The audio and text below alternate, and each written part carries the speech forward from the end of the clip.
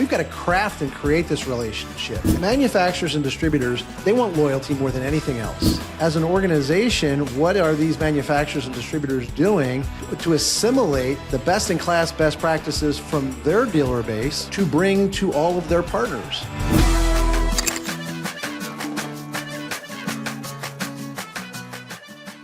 Welcome to Cracking the Code, where we make HVAC success clear, simple, and stress-free.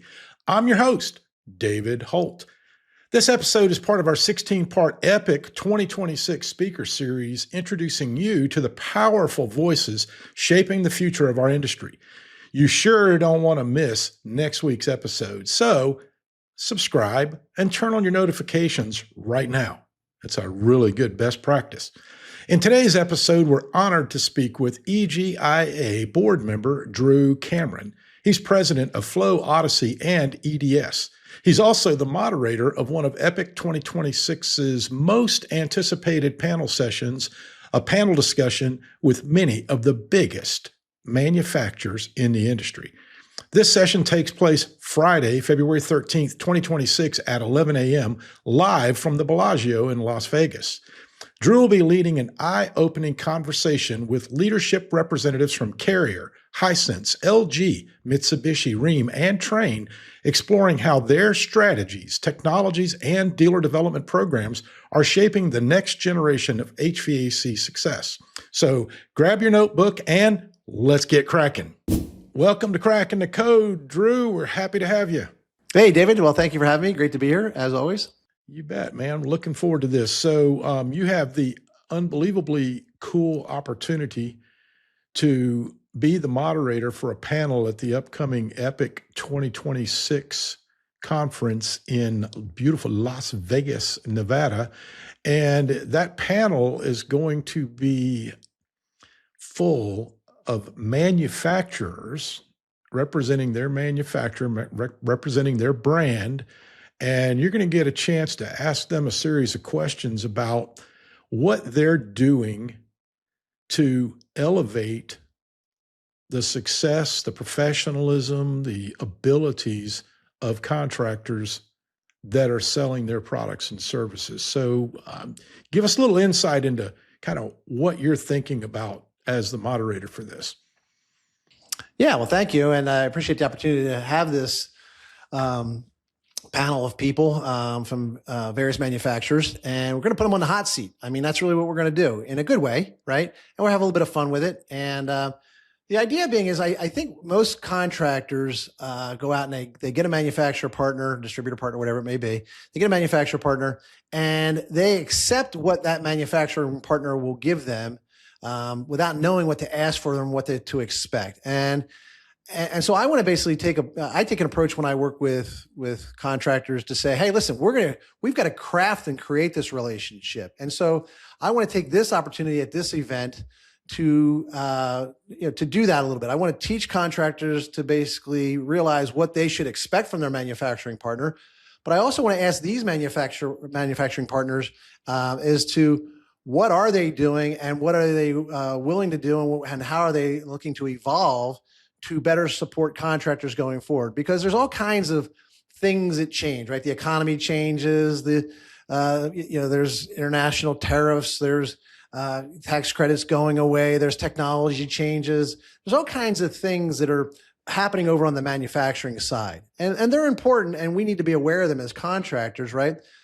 But at EGIA, this is educating professionals in contracting, and I want to see what is it that these manufacturing partners are willing to do and are doing and are planning on doing as it relates to technology and training and education and being that local resource, whereas EGIA provides stuff somewhat remotely to some extent for the most part. What can their local people do in conjunction with these contractors together, right, to help skill up and level up, right? Because a lot of our members, they're not going to, join other best practices groups or go to other travel training events or send their people to training events or bring in outside trainers. And so what they need somebody who has the wherewithal, who is also partnered with EGIA, who's learning what we teach and understands what we teach, but also can bring a sense of what's happening in the trade, what's happening in the marketplace, what's happening with other companies in the marketplace. And let my partner know, hey, here's what you need to do to skill up and scale up your business in order to basically thrive in this market, in this economy, with these tools and these challenges and this technology. And what are you doing to embrace AI, and how you improving your marketing? And, oh, we got to train your salespeople. And, oh, we need to teach your technicians on how to handle the latest level of refrigerants or communicating equipment and things like that. And so it's really about that local partnership between manufacturer and contractor, and how does that manufacturer basically supplement what our partner, our member, is getting, obviously by being at Epic. What are they getting not only from us, but what can that local person do, that local resource do to support the contractors and skill up and scale up, if you will? It's interesting you bring that up, because I'm thinking about, as a coach and a consultant, for the past, since 1999. So I don't even want to do that math. Is that 26 years? Holy crap. Yeah. For both of us. Yes. It's pretty crazy, isn't it? One of the biggest questions I get, most consistent questions I get from contractors is, Dave, if you were back in the business today, what brand of equipment would you sell? And I always tell them, I say, you're asking the wrong question. What do you mean? I said, well, realistically, the label on the cardboard box is not what the homeowner is looking for. What they're looking for is they're looking for somebody locally that's going to represent the label on the contractor, on the cardboard box, in a way that is professional, that is consistent, that is honest, that is, just high performance type of an approach. And you don't get there by accident. So you need to partner up with the local distributor that is most interested in helping you improve your skill set, improve your ability to serve others within our trade. And they look at you kind of like, what? I said, no, man, think about this. You can't give good service unless you get good service. And we know that these manufacturers, many of them that are on the panel, some of them are contractor direct. So we're talking not only to the manufacturer of the equipment, we're also talking to the distributor of the equipment. Yes. But you would hope that they would have a little more control over their distribution channel, and that's a good thing. And maybe they can provide a different level of support there. But a good number of the people that are on the panel are also going through, third-party distribution. So they're using independent wholesalers. And I think there's, potentially a greater challenge when you're working with independents than when you're working with, your own distribution channel. So how do you think the difference between independent and manufacturer-owned distribution? I mean, have you experienced any differences in the way they serve, or is it the same situation in both?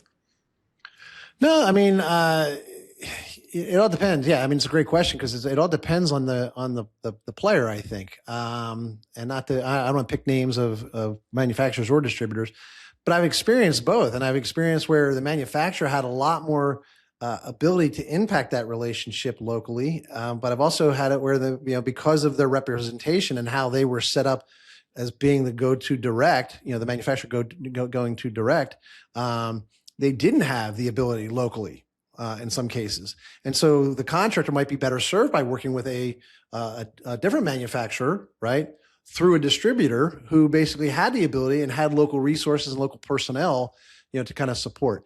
And so I think what has to happen, and I talk about this, in some of my trainings, is that for EJA, is that you got to create a partnership proposal. I think that's really what it comes down to, right? And I think there's one that sits on the website from Gary, and I've got one I'm happy to share with our members too, right? But I know where I am and I know where I want to go, right? If I have vision, mission, purpose, and core values, as we talk about here at EGIA, and I have a budget, right? Financial plan, departmentalized, and I know where I am today, and I know where I've come from and where I want to go to.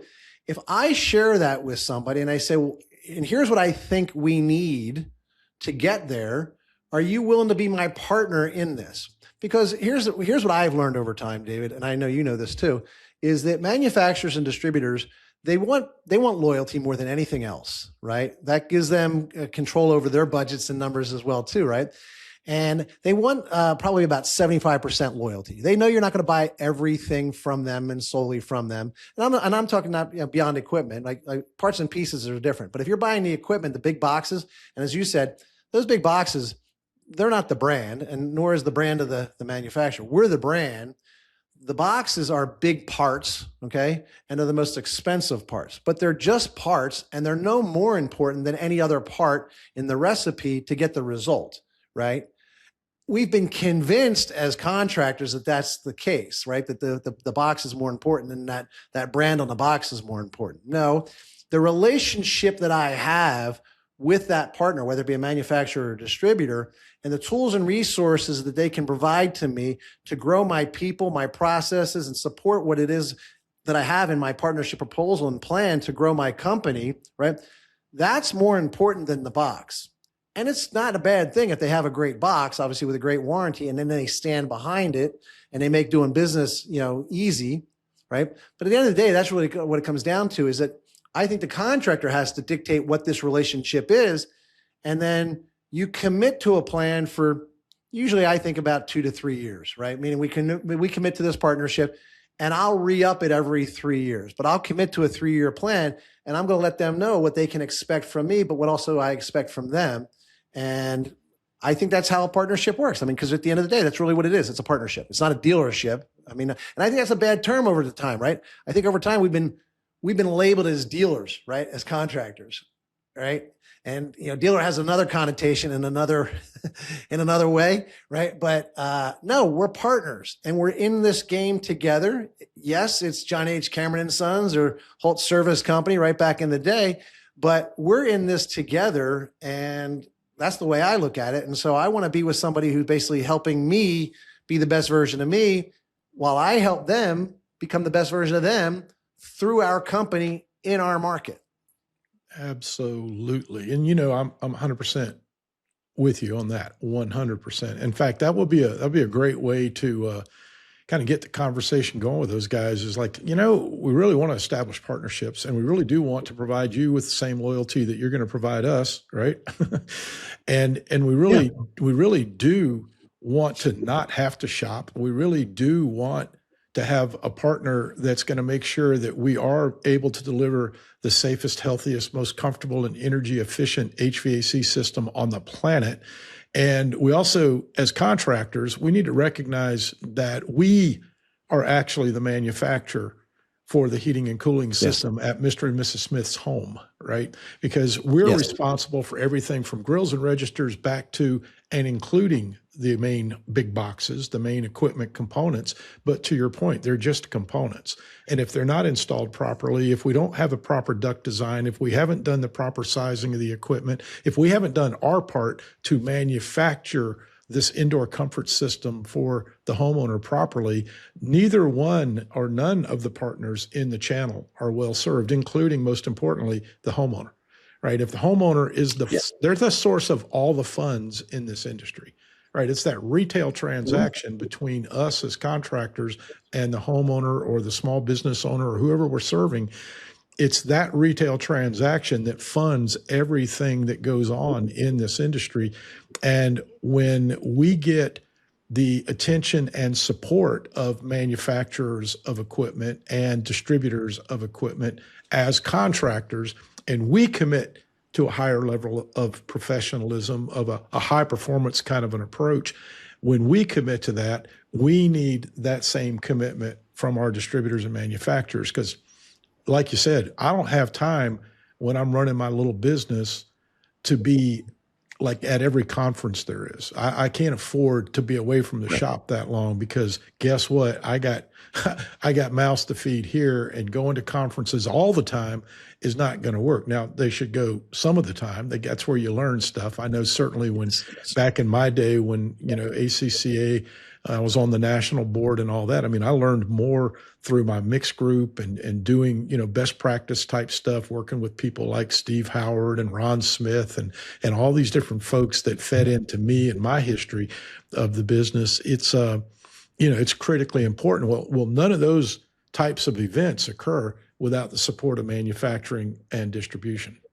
Yeah, 100%. And so, at the end of the day, we rely on, as contractors, all the tools and resources that, we have at our disposal, and the manufacturer and distributor relationship is just one of those tools. And we have to basically say what we need that to be, right? So we're getting, let's assume in this relationship here, we get something from EGIA and all its tools and resources and events that it has, both virtually and in person, and Epic and downloadable tools and things like that. But what can I expect from my, local distributor and local manufacturer representative to not only just, provide me the product, sell me the product, teach me about the product, right?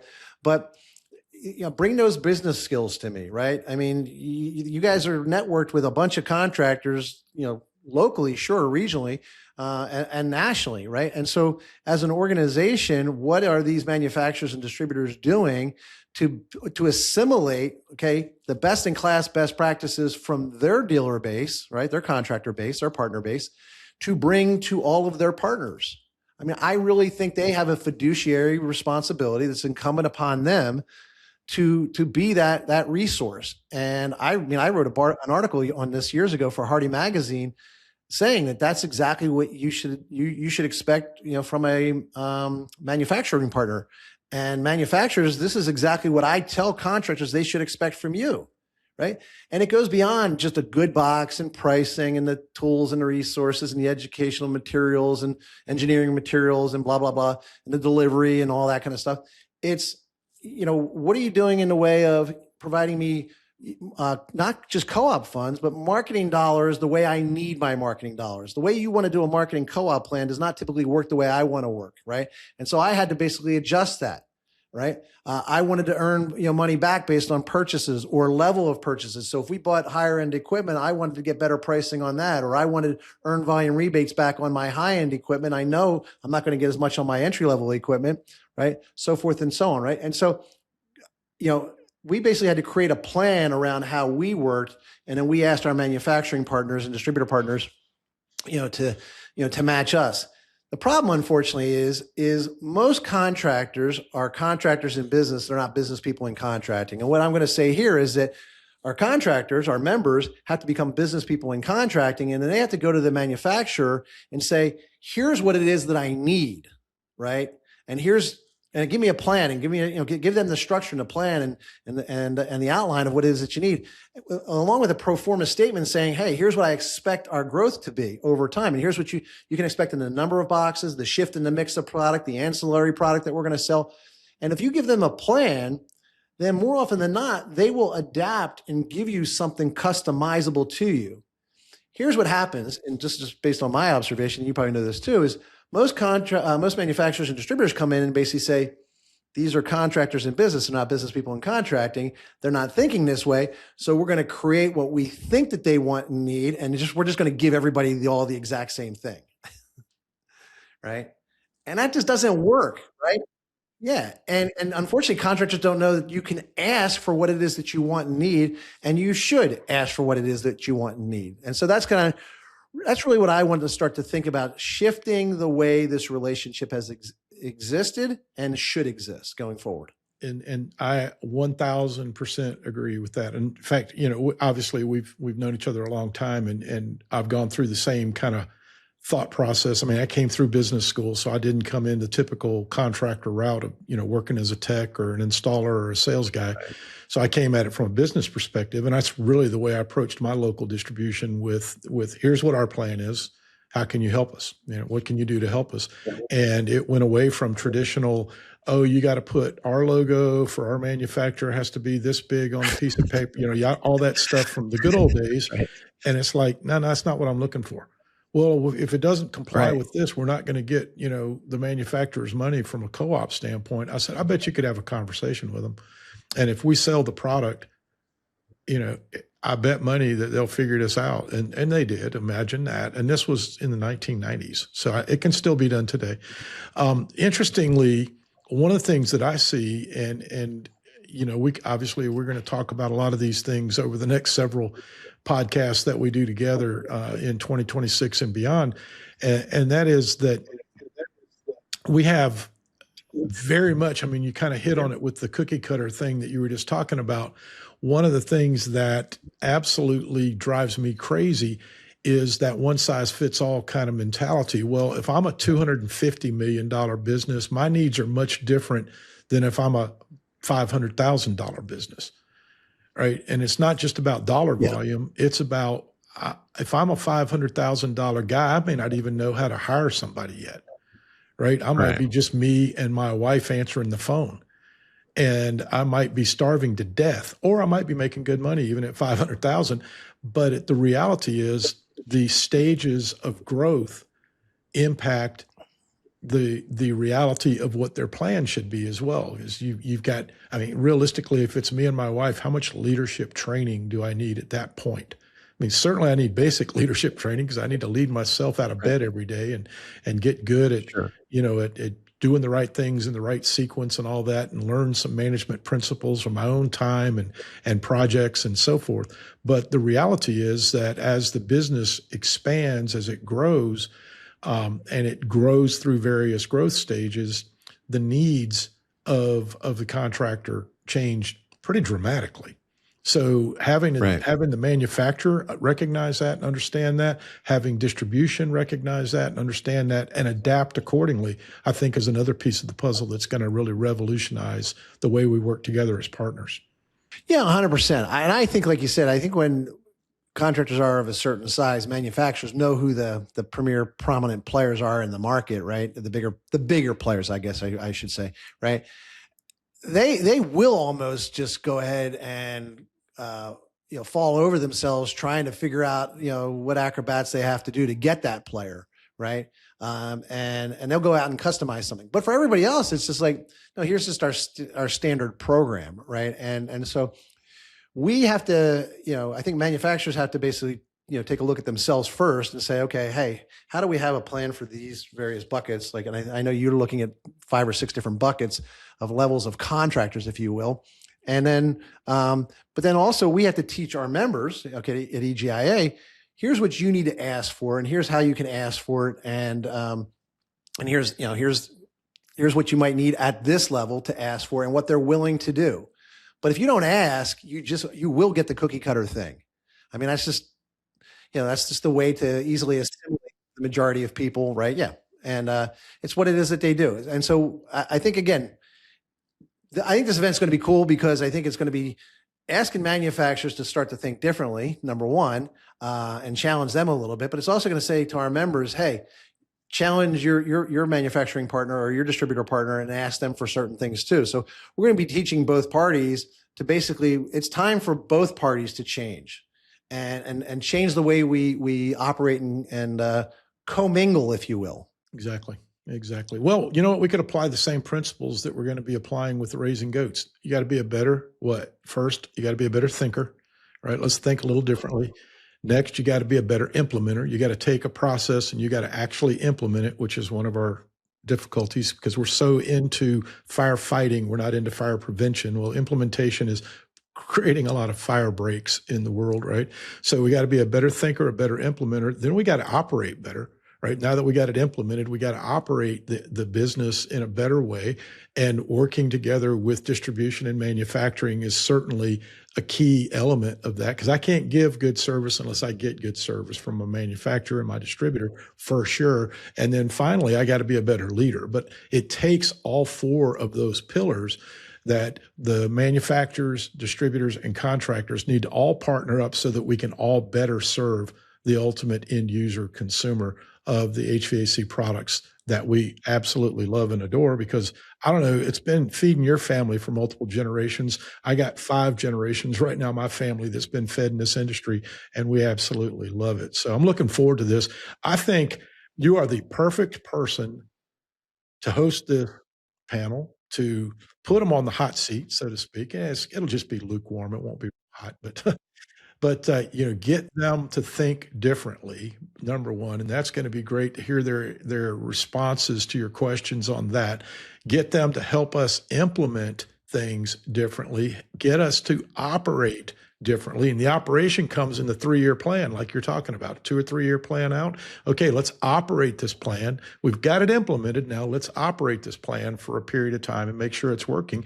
Obviously adjust as we go along when we learn new things, and then just do a better job all the way around of leading each other into a more successful future. I think it's going to be fun.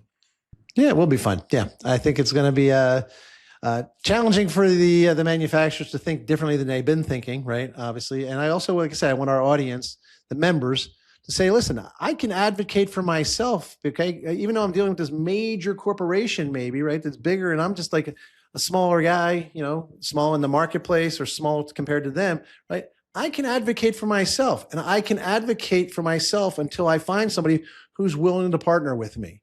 I think, unfortunately, when we get into business, we partner with somebody, and then we try and ride that for the rest of our existence.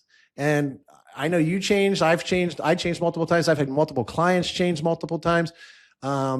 Because if the relationship is no longer serving me and my team, allowing me to serve my customers to the best way, then that relationship no longer serves me. Just because it's been in place doesn't mean it stays in place. Okay. I have to earn the right to do business with the manufacturer, but the manufacturer has to earn the right to do business with me. Man, this has been great. I really, really, really appreciate it. I'm really proud of the fact that I can call you a friend and a colleague, and appreciate the leadership that you've provided in the industry for all these years. And I really, really do think you're the right person at the right time to be on that platform, handling this group of manufacturers in a proper way. So it'll be great. It'll be entertaining. I know, because I've seen you do this kind of stuff in the past. So it'll be entertaining. It'll be informational, and it will cause everybody in the crowd to think differently, to act differently, and hopefully to deliver a level of performance for their customers at a different level as well, a much better level in the future. So thanks for your service in this way. And man, I look forward to seeing you in Las Vegas. Sounds good. Likewise. Appreciate it, David. Drew, thanks so much for joining us today and giving us a sneak peek into this powerful discussion. I know that your epic 2026 breakout session will be insightful, fast-paced, and full of takeaways that contractors are looking forward to hearing. For more information about Drew's panel, visit epic2026.com and check out the agenda for Friday at 11 a.m. If you haven't already registered for the conference, make sure you do. It's expected to sell out once again. In fact, it may already be sold out. Click register now at epic2026.com so you don't miss out. And please do us a favor, like and share this episode so we can help more HVAC contractors improve their businesses. Thanks for watching Cracking the Code, where we make HVAC success clear, simple, and stress-free. I'm David Holt. Until next time, keep on cracking.